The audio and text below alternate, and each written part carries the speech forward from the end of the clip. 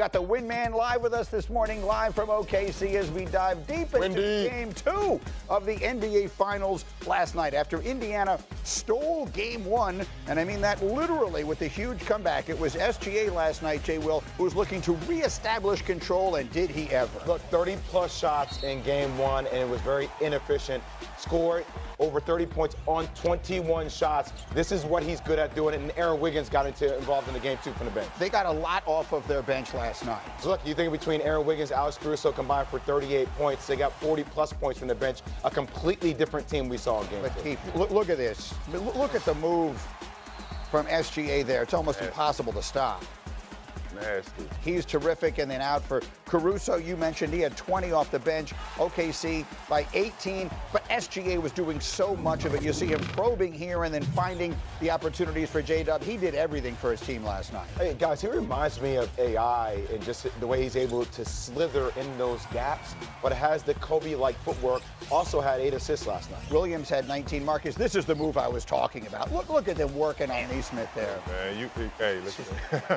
One player can't guard that. I think Naismith did exactly what he could possibly do, but SGA was in the zone, man, and it was just unbelievable. You could just pencil him in for at least 30 in literally every game. Last night it was 34. The question is, how efficient would it be? Well, last night the answer was very. 34 points on 21 shots, 12 free throw attempts, made 11 of those. So Shai Gilgeous-Alexander just recorded his 11th game of 30 points and 5 assists in this postseason. Look at the list that he joins. It is LeBron, it is Michael, and it is SGA. Here he was after the game. You can't just throw the first punch. You got to try to throw all the punches all night. And yeah, that's what we did. We threw enough punches tonight to get a W. Shai, you can mark down 34 points before they even get on the plane tomorrow, for the next game. I mean, the guy's going to score. We gotta find ways to make it as tough as possible on him. And so, for the first time this morning, we welcome the Win Man in. Wendy, you were there for the game last night. To you, what's the #1 storyline coming out of a dominant OKC performance in Game 2? So they played bigger. They in the first game, they really tried to smaller lineups, tried to match with the way the Pacers play. That's not who the Thunder are. The Thunder can play big. The Chet Holmgren, Isaiah Hartenstein is such an effective duo. Those guys, when they were out there together, were devastating. Hartenstein by himself was terrific off the bench. They were minus 17 in the rebounds in Game 1. They were plus 8 in Game 2. That's a 25 rebound differential. That calls to mind the Pat Riley creed, no rebounds, no rings. Well, they rebounded last night, and that and a more balanced game from Shai turned the whole situation around. Marcus, we were sitting here on Friday morning, and we were all a little bit confused that OKC, before the series even began, chose to make those adjustments to go small to try and match up with what Indiana does, rather than dictating, this is what we do, we're going to beat you with our size. They went back to that last night and made all the difference. Yeah, obviously in Game 2, you've seen them go back to, what we normally used to seeing. But also their bench played really well. Like, we have to take our hats off to Aaron Wiggins. Like, he came off the bench from not really playing in this series or in the playoffs at all and having 18-point shooting step-back threes with a lot of confidence for a young player. That was very impressive. But getting 18 points, actually getting 38 points from 2 players off your bench, that's the key to the game. SGA is going to be SGA every single game. Like, Rick Carlisle even said that. Like, you can almost put it in the books. I don't like the statement, but hey, you can almost put it in the books. But having a bench production like that, I think that took the cake of this game. So maybe that's the key. If you're Indiana and you're walking out of that, maybe that's.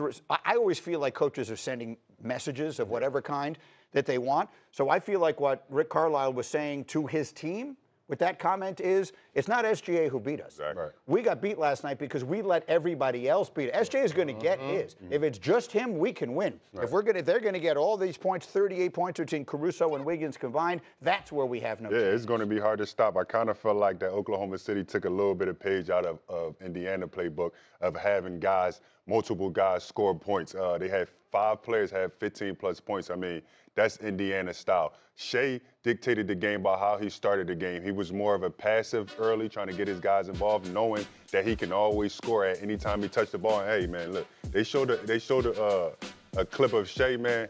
When you on Shai Island, you might as well get comfortable. Because he is killing Get a guys. beach towel, get an umbrella, just You go ahead might and as sit well back. get comfortable. If you were going to leave home one-on-one with anybody in the league, you might as well get comfortable. And he showed that night in, night out. And bottom line is if he's going to get his, then that's one thing. If you're going to get all these performances from everybody else, you're in trouble. On the other side, go back to what you brought up the very beginning of our show today. Greeny, if you listen to Rick Carlisle after the game, he was like, we didn't come out with any fight. We didn't come out with any intentionality. Can we just keep this within NBA circles? Sometimes in playoffs for young teams, it's like, oh, we got one already.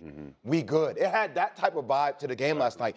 I felt like I was disappointed in the Indiana Pacers not coming out with more intentionality. And for me, it all starts with, like LeBron said, the head of the snake, Tyrese Halliburton. There are times where I watch Tyrese, I'm like, that gives me Anthony Davis vibes. Sometimes you don't give me the 20, 15, and you're a beast. And I'm like, damn, there you are, superstar. That's the player. And other times I'm like, are you on the court? And a lot of times that lack of intentionality is what led the game last night. I need him to at least look at the damn basket, Greeny. I need him at least to get up 6 to 7 shot attempts in the first quarter because it opens up the rest of the game for him to pass and to get everybody else involved. We had all of these stats before the series began. I know And that's not a knock on AD. AD is a special player. You know what I mean? I don't want to be taken that way. But there are times where you watch AD, you're like, yo, I need you to be that way every game. It's 100% legitimate. During their run to the conference final a few years ago, it was like every other night AD played great, and in the other games, it was like he wasn't even on the floor. But let's go back to Halliburton for a second here. I know it was only a 2-game sample size. They met twice in the regular season. But before this series began, we talked about it. OKC dominated him. He had nothing in the 2 games against them. What do they do to him that makes it so hard for him to do? I mean, look, I think Lou Dort is a physical, aggressive guard, and he has great attention to detail, and he doesn't miss cues, right? He stays on them all the time, denies him the ball back. But I got to be honest, it's Tyrese Halliburton stopping Halliburton. That's what it is. And I'll give you guys some. A lot of times we associate selfish with players that get up a lot of shots. Actually, turn it back the other way. I think sometimes he can be selfish by giving the ball up all the time. It's just like a thing he just falls into, pass it ahead, and it takes away his aggressiveness. He actually has to be unselfish and shoot the damn ball because it opens up the floor for everybody else. Does that make sense? Yeah, of course it makes sense. Windman, what did you see? What are the right things to say about Halliburton this morning? Well, I'm going to look back the last 2 seasons, the last 6 games that Halliburton has played against the Thunder. He has averaged 11 shots total. And the quiet part that the Thunder weren't trumpeting because of the way Game 1 went down, they liked the way they played against him. Their game plan worked against him in Game 1. Okay, it did not work in the very last possession. They held him to 13 shots and 14 points in that game. And the thing is, Halliburton, when he gets shots up, it also leads to assists. So they're 7-1 this year in the playoffs when he scores at least 20 points. Okay, that means he's getting shots up. But in those games, he's also averaging 11 assists. When Halliburton is aggressive in getting his shots, he also creates offense for others. So far in this series, 13 shots a game, 6 assists a game. That's a winning formula for the Thunder against him. But Wendy and guys, there are times he doesn't even look at the rim. Right. He don't even look at the rim. Yeah. He'll have 2 feet in the paint, and he doesn't even look. I've never seen that before. Well, look, I feel like we were having these conversations 2 weeks ago, right? What does Anthony Edwards have to do against this defense? He's got to find a way to get more shots. Why is he taking so few shots? At some point, the threat of commonality is the defense, right? I mean, they take away. Lou Dort is a beast, and he's not the only one. Yeah, you have to take your hat off to OKC defense. I understand what you're saying about 10 shots, but I'm not really sure if that's Halliburton's game. Like, I think we're trying to, like, compare him to other scorers in the league, and his way of affecting the game is getting the ball out fast, right? Getting the ball moving to where guys are driving and he getting open shots and killing guys off the closeout or maybe on a switch. But look at Oklahoma City. They got Lou Dort on them. They got Jalen Williams on them. They got Alex Caruso on them. They got Isaiah Joe. They're throwing so many guys at him, and he's not really that big. So they're being very, very physical. You've seen them have a backcourt violation. Yeah. When Caruso was guarding him, I've never seen that in basketball. So you can tell that the pressure is affecting him, and they have multiple defenders that keep throwing at Halliburton. It's funny. I remember thinking back, Anthony Edwards basically saying, "No, I thought I played fine against them." Right. Like their defense, and I'm not disagreeing with you, but I'm just thinking back to the similarity here. that defense, whatever it is it's doing against the head of the snake, that was Ant in the previous series, and it's Halliburton now. That defense is built to take away your best player if he plays on the perimeter. Yeah, definitely if you playing ISO ball, they are an ISO ball defensive team with all those defenders. We can switch in and out 4 or 5 guys at a different time. But like Marcus said, he doesn't affect the game always from scoring. Obviously, with the numbers, if you see the numbers, you're 7-1 when you score 20 points. You have to get 20 points. Yeah. Now, that's the thing. When you know those numbers and you know how effective you are scoring 20 points and what it does for the team, you have to continue to do that. Even if you, like Jay Will said, you're not shooting the ball. You have to shoot the ball because that is what is going to make you guys win, obviously, with the numbers showing. But even looking at that backcourt violation, he wasn't being pressured. Right. It wasn't like he was being physically pushed against the backcourt line. It seems at times like he plays really fast. Last night he was thinking, it felt like the last 2 games, he thinks the game, he's not feeling the game. Right. He doesn't feel the game. Now, I give OKC a lot of credit for the pressure to do that, but it's like almost the game needs to slow down in his brain. He's playing too fast. 2 games, he went into the 4th quarter under 10 points.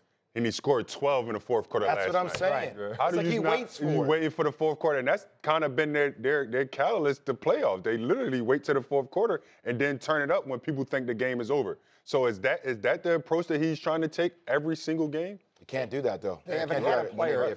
The Pacers, through 2 games of this series, have not had any player score 20 points in either of the 2 games. You have to assume that it'll be Halliburton trying to turn that when we get to Wednesday night's Game 3. In the meantime, if it's a Monday, let's do a little Memory Monday, because on this day in 1987, with the Lakers trailing the Celtics in the final seconds of Game 4 of the finals, Magic Johnson made one of the most famous shots in basketball history. Every single person in this room just did it, right? Every person in the room does the little hook shot. Marcus, right when you see this, as good as it gets. Yeah, point guard, special over 2. Magic Johnson. Over Kevin McHale. Signature move over McHale and Parrish. It's Parrish in there too. The great Irvin Magic Johnson. The Lakers would win this series. What a bad closeout, McHale. Come on, man. Magic Johnson. Magic coaching Magic Johnson will be a live guest on this show on Thursday. We'll have him after Game 3. Magic 9:30 Eastern live on Get Up Thursday here on ESPN. Meanwhile, coming up this morning, we'll tell you why Aaron Rodgers picked the perfect place for his final act and why a quick start would make all the difference in Pittsburgh. Plus, Caleb Williams, is he under the most pressure of any quarterback in the NFL? One member of our group says yes. That debate is on the way on a jam-packed morning. The start of something new. Get Up on ESPN. A history of winning started with the 65 Gators losing steam, losing sweat. We've identified the problem. What is the solution? A drink scientifically designed to hydrate better than water, so they could sweat more, win more,